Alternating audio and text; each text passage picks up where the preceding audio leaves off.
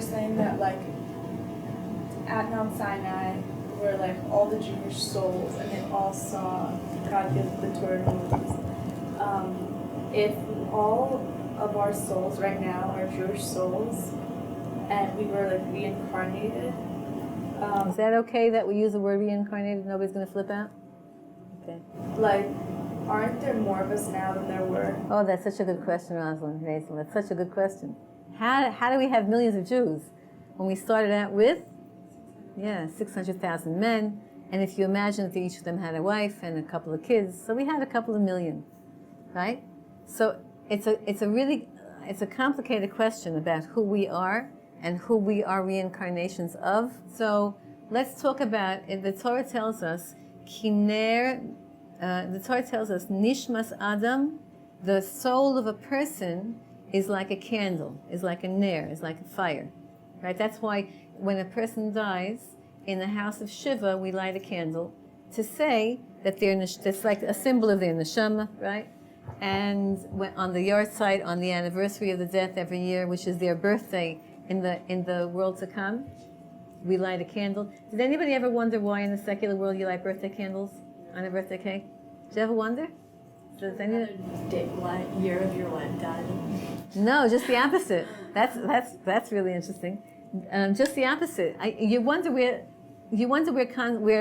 universally, this is a universal thing that people all over the world, in the Western world. I don't know what they do in Africa or in wherever, but in the Western world, you light birthday candles. Why? Because the concept is that the soul is a candle. So we light a candle for the birthday of the soul in the next world. When a person dies, we don't light a candle to memorize them, to memorialize them, to remember them. We light a candle to say that their soul, just like fire goes up, their soul elevated, their soul goes up. And every single year, we light a candle on their birthday. It's not their anniversary of their death. It's the death of the body in this world, but it's their birthday in the next world. So on the birthdays, we light candles. That's how it's sort of like devolved into birthday candles. But the soul of a person is like fire.